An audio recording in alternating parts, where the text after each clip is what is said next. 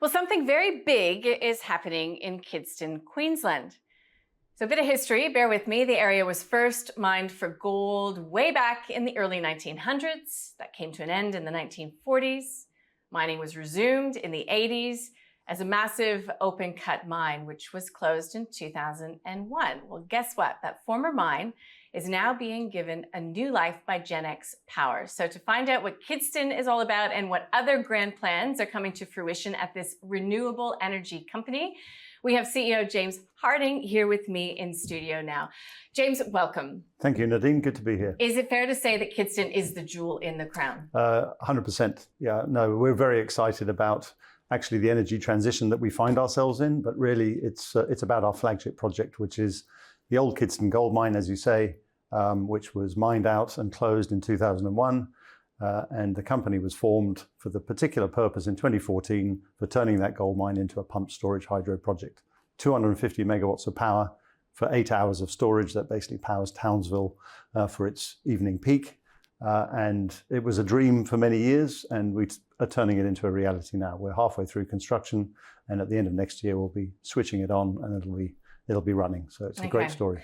Really interesting. We'll get more on the Kidston progress in just a moment, but we've got a graphic to show that I thought was interesting because it's more than Kidston. So this is your so-called $1 billion portfolio. What does that mean, $1 billion portfolio? Well, it's a pretty sizable portfolio, and it's growing. So what it is, it's 100 megawatts of renewable energy in operation. That's 2 solar farms, 50 megawatts each, one in North Queensland at Kidston on the old tailings dam, and one in New South Wales. They're both in operation. They're generating good cash flow. We have 300 megawatts in construction. That's the 250 megawatt Kidston project, and our first battery project, which is a 50 megawatt 2-hour battery in central Queensland. And beyond that, we have a serious pipeline of expansion projects, wind, solar, and battery. We'll get to those in just a moment. So Genex is sort of in this sweet spot as the demand for renewable power grows. So current tailwinds, just talk us through, because you can't look past how renewables will be factoring into the energy mix. Absolutely. No, it's underway and it's unstoppable. I think it's a few things at play. Firstly, the policy alignment. So for a decade or so, there was conflict between federal and state governments. Now there's a federal, and all the state governments are aligned on the same policy settings.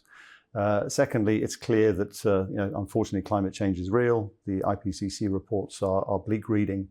But what we see is coal-fired power plants are getting towards the end of life. Owners of those plants don't want to invest in maintenance, and so their closures are just coming earlier and earlier. And the low-cost power now is wind and solar. So you need wind and solar to replace the coal, and you need storage, large-scale storage, to balance it out. Where are the headwinds? Because we've heard about unreliability of power. We've heard about cost going up when renewables are unable to step in. We could potentially be entering a period of further austerity from governments, depending on how this economy evolves. What else in the broader environment do you have to think of as risks to that massive tailwind? Yeah, look, I think certainly supply chain is an issue. Costs are going up, and just getting your hands on the supplies is increasingly difficult. Logistics globally, labor shortages and costs locally in Australia, interest rates going up, that kind of thing. And I guess one of the headwinds is there's such a demand that there's a congestion. Basically, there's lots of players in the market. They're all trying to connect their projects onto the network. There's only one network. There's only one network service provider in each state. So I guess those are the headwinds that we're facing. But what I would say is companies like Genex that have a track record, have a good reputation in the market, and have a team that has successfully deployed projects and has credibility will be at the front of the pack. Okay, that's interesting. I hadn't thought of the congestion in the actual, getting all of these companies. There's a lot to be done. Okay. So Kidston, could we have a bit of an update on construction? Is it on schedule? Yep. Is it on budget? Yep. Tell us what's happening. So yes, we are about halfway through. We are due to energize the project. That means connect it electrically to the network at the end of next calendar year. So that is on track for that. It will start commercial operation early in 2025. We are pretty much on budget. We did have an issue, which we reported to the market in September last year, with some water ingress into the underground works, which was unforeseen. We have moved very quickly to remedy that, and the construction restarted pretty quickly, and the underground works are now well underway. So we're now excavating the underground powerhouse cavern, which is where the 2 pump turbine generators will sit. And by the end of this year, all the underground works will be complete. And from the beginning of next year, we'll be fitting out that underground powerhouse with all the equipment, the turbines, the pumps, and the transformers, which will be required for electricity. Is it on budget? Well, we have reported that we've eaten into the contingency, and there will be an increase of between $10 to $15 million above the financial close CapEx budget. But we're very confident that we will be within that range and possibly towards the lower end of that range. So electrification, you think all those parts are en route, the ones that you need next year? They are. So the contract is an EPC contract with 2 tier 1 contractors, John Holland, McConnell Dow, and all the key equipment is coming from Andritz Hydro of Austria, which is probably the top supplier of this type of equipment as a nominated subcontract. So it's part of the full wrap. A lot of the Andritz equipment is already on site early, and the rest of the equipment, the key pump turbine equipment and the transformers, are about to be shipped. The idea is to get everything on site by November, December time before the next wet season. So everything is on track. And yeah, we're really looking forward to that. Gosh, you must feel good when you get delivery notices coming through. Absolutely. That it's on a ship. Revenues from that. Yep. Is this electricity contracted already, or how is this going to work? Yeah, it is. So part of the project financing was to secure a revenue stream, which we could then get debt finance against. We have a very long-term, strong contract with Energy Australia. Effectively, it is a dispatch rights contract. What that means is we hand the plant over to them to operate. We will maintain it, but they will operate it on the market as they need. So they will pump when they need to, they will generate when they need to. And they will pay us a fixed rental payment effectively for initially 10 years, but up to 30 years. So it's a very strong, stable revenue that allowed us to get very good leverage in the project. We've got over 80% debt financing from the NAIF, the North Australia Infrastructure Facility, a federal government agency. And so it's a really strong, stable revenue stream out to potentially 2050 and beyond. So is it too much to call it sort of a utility-like cash flow scenario? No, it's exactly what it is. So it really is.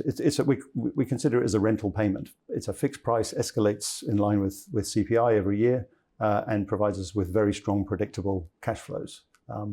What I would say is we are looking at other storage, our new battery project in central Queensland, which is also under construction, which I'd like to talk about, and that is going to come on earlier. That's going to come on this year. It's due to energize next month and start commercial operation later this year before summer. And we have a completely different model there. The revenue is being secured by Tesla, who are supplying the battery and will operate the plant using their auto bidder system. But they'll operate it on what we call a merchant basis, which means they will run it on the energy arbitrage markets and other markets to raise revenue.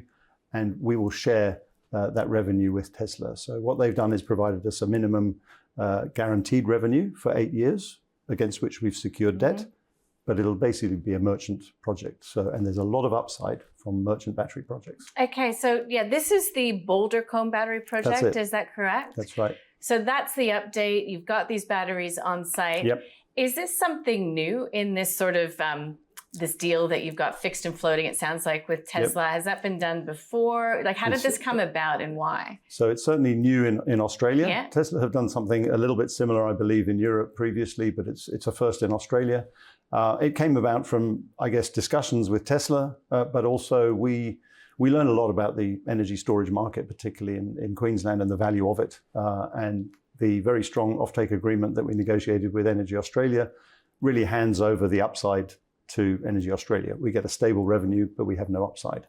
So what we wanted to do deliberately with the battery was find a way that we could keep some of the upside for Genex and its shareholders. And so we wanted to find something of that nature, and Tesla were prepared to offer it. So the two came together.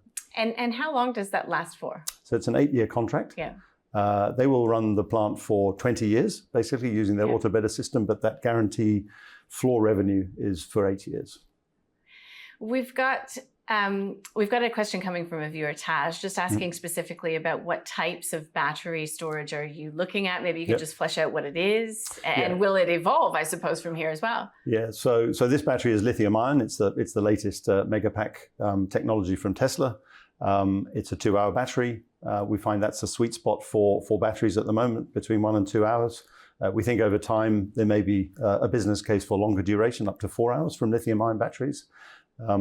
So we're always on the lookout. We're technology agnostic. We obviously have a pumped hydro project. We have a lithium-ion battery. And in future, we'll see how it evolves. The lithium-ion technology is continuing to evolve. We see flow batteries, chemical flow batteries. We're even interested in looking at compressed air and solar thermal as that evolves over time. So we think that storage, the market for storage will be short-term, medium-term, and long-term storage. And that'll be multiple technologies. And we want to access whatever is commercially viable and technically proven at the time that it comes. Just thinking about CapEx spend. So what are the sort of sustaining costs when it comes to a battery project? Look, they're pretty minimal, to be honest. So we have a long-term operation and maintenance contract and a warranty contract with Tesla. As I say, they'll run the project for 20 years. We have a warranted life for 20 years. So effectively, to the extent there is a pre-agreed degradation of the battery storage capacity over that time, and they manage that warranty by replacing cells as needed. So that's all covered by warranty. So it's a very minimal sustaining CapEx requirement. Just to circle back to Kidston for a moment, because that's a massive project. Is that very expensive to continue to maintain and run? Not really. There is some. It's a very long life asset. So obviously the battery it's warranted for 20 years, but it'll probably last 25, 30 years. The hydro is 80 years plus. So you're talking about a very long lived asset. There will be some significant maintenance CapEx, but that's well into the future, probably not before 20 years. So during the first certainly 15 years of operation, it's again, fairly low O&M costs.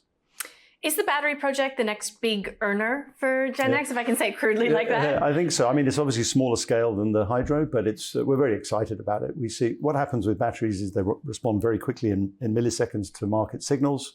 If there's an outage, if a coal-fired power plant suddenly goes out, or a transmission line trips, or there's a weather event, then these units can move very quickly and insert or withdraw electricity as needed and get paid quite high prices for that. So yes, we're going to make significant, we think, earnings from that. But you haven't put numbers to it. Numbers, well, we have in previous reports. So when we got financial close at the beginning of last year, we made an investment decision on the basis of between $11 and $15 million a year revenue for that project. We actually think it's going to be significantly higher than that. What you can't do really is model these, what we call contingency events, these sudden events that do happen. We just don't know when and where. But if you factor some of those in, we're going to be looking at significantly higher than that. Interesting. Joanne, who is a viewer, thank you, Joanne, has asked an interesting question. Well, actually, just a plain question. Tesla, 20 years, it's up. Do you renegotiate with Tesla, or what happens then? Yeah, that's a good question. Yes, I mean, I think we will obviously be looking to see what the world looks like in 20 years' time. When we see the development of battery technology just in the last 5 years, it's been dramatic. So I reckon the world in 20 years' time will be quite different. Clearly, the way that those units are designed is it's pretty straightforward to replace cells within the units. So that is always an option that we can either continue, we can operate it ourselves, we can continue with Tesla, and we continue by just replacing cells continually as needed. It may be that the technology has changed so much at that time. 20 years is such a long time. We may decide that we just want to replace it with the latest, more efficient technology. So let's get to some operational performance details. Genex made its first ever net profit in the month. I don't want to overstate it, in the month of February. So what was behind that? How did that happen? Yeah, well, actually, we declared the first profit for the first half of this financial year, which is very exciting. First in our history. Yeah. So I think that's a function of a couple of things. Obviously, we've got our costs well managed and well under control. We've got a small but very efficient and very exciting team of people developing projects. We've also seen very good revenue from our solar farms. So we've got the 2 operating solar farms. One is fully merchant, the one in New South Wales, and the one in Queensland is under a long-term contract, which is actually a one-way contract for difference. So in the last year, we've seen higher than the contracted prices up in Queensland. So high spot merchant prices plus high LGC, green certificate prices. When we did the modeling for our Gemelong, our second solar farm about 3 years ago when we came to financial close, we expected by now that these green certificates would be worth $5 a megawatt hour. They're now trading between $50 and $60. So it makes a big difference. So we've got good cash flow, costs under control, and we've got the prospect of the Boulder battery coming online this year, more revenues. It's exciting times. Okay, so the Boulder battery, let's talk, because at the beginning we talked about this 1 billion portfolio. So there are future plans. So we've got Genex planning to triple capacity over the next 2 to 3 years. What is that? What's that all contingent on? Well, it's massive.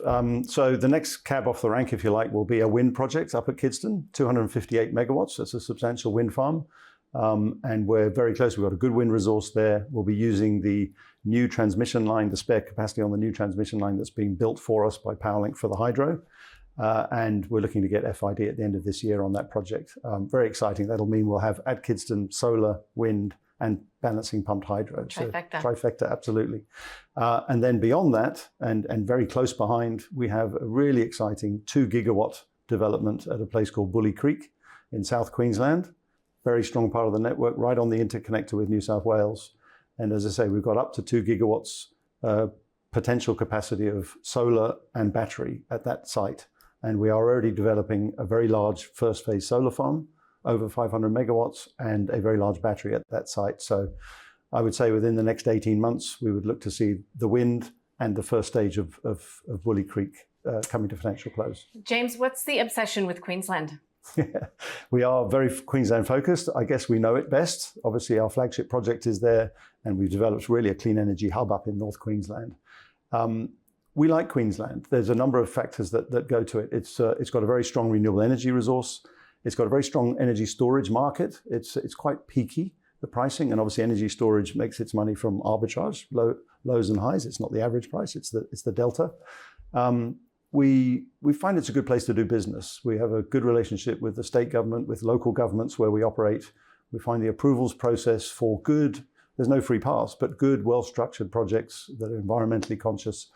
You can really plan your approvals process very well. And we have also very good relationships with the Queensland government-owned corporations, PowerLink, the network provider, and the various gentailers. So we like doing business there. We know it. They know us. I think that's important. And when I mentioned the congestion in the market, I think it's important being a known quantity when you're trying to deal with PowerLink, trying to find connections into the network, that you have a track record that you can demonstrate. Is there any risk in a change of government? You get a government that's less favorable to renewables, or is there such a system? Are things entrained so much that it's a pretty difficult one to stop? Yeah, look, my sense at the moment, it is a bit of an unstoppable train worldwide, to be honest, and certainly here in Australia. I think it's not just, I think the benefits of renewables with storage are becoming clear.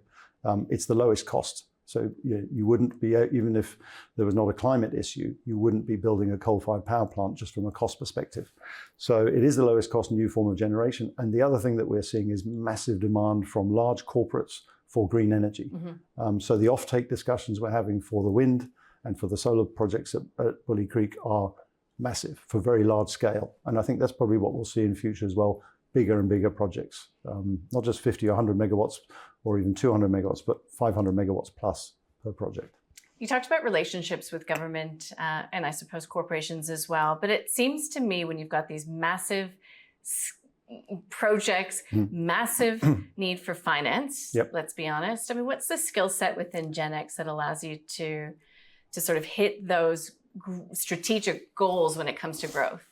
Yeah, look, we have some very smart people in the team, absolutely, and real smarts in terms of financial engineering. But I think what's important, and in terms of getting government support, we've got strong support from ARENA, from NAIF, the Clean Energy Finance Corporation, and the Queensland State Government. It's the relations you build based on having a very good story. And I think the kids turning an old gold mine into a renewable energy hub is a good story, which everybody gets behind on both sides of politics. And that's really helped us to capture people's imagination, our shareholders, our stakeholders, and the governments that support us. Just quickly, I think you might have mentioned it already, but what is the debt position of the company? The debt position. So the debt position. Look, all the projects that we do are all on a project finance basis. Yeah. So the Kidston project, I think I mentioned the Kidston Hydro project, has more than 80% leverage. That's a $610 million loan from NAIF. We have a further combined green loan for our 2 solar farms, which is just under $200 million. And we have a $30 million debt piece from Infradebt for the battery. So that's something $850 million or so. But it's all project debt. So it's not corporate debt, it's limited recourse project financing. Got it. That answers a viewer question. And we're talking to innovative companies. We're talking to companies that are, pushing the boundaries. And you've mentioned already that you're agnostic when it comes to new technologies. But how do you push? How do you continue to stay really at the cutting edge? Yeah. So look, I mean, we have a lot of discussion internally about what our risk appetite is for various elements. We're certainly prepared to push boundaries commercially and financially. And certainly the concept of building a pumped hydro in a gold mine is absolutely unique in the world. The battery project, as I mentioned, it's a first deal structure of its kind in Australia. So always looking to try and find ways, how can we sort of just push the envelope a little bit commercially and financially? In terms of technical, we find that it's got to be bankable. As I say, we do everything on a project financing basis. We rely on being able to raise project debt. So we do need the technologies to come through that valley of death and come through to a point where they're technically viable and they're bankable technologies. I myself previously had some involvement with solar thermal, for example, which is solar heat, which can be stored efficiently and then generate electricity. That is a very attractive technology.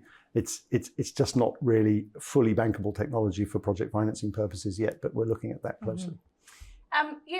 So how did you come to this? Where do you find your inspiration? Is it because you're part of this clean, green decarbonization transition, or are you a bit more of a pointy business head? So I've always been involved in major projects, industrial projects, conventional power projects of various kinds. I've always been a project guy, I guess, and looking to develop profitable projects.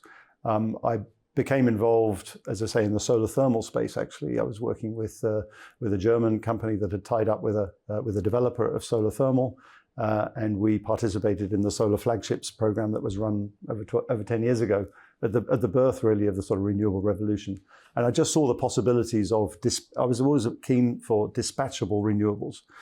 As we know, conventional wind and solar, they're low cost and they're great when the wind is blowing and the sun is shining, but how do you fill in the gaps? So I've always been interested in how do you make it dispatchable. So solar thermal is not there yet, but when I saw the Genex story, what the company was trying to do up at Kidston with this pump storage hydro and with the possibility to put renewables around it, that answers that question. Renewables with storage provides dispatchable power. You've got to do some tours up at Kidston when it's up and running. It is. I'll come. It is a good tour. You're welcome. Site visits are great, but this is a particularly good one. Seeing is believing. James, thank you so much for joining us. We very much appreciate your time today here on The Changemakers. That's Genex Power CEO James Harden joining us there.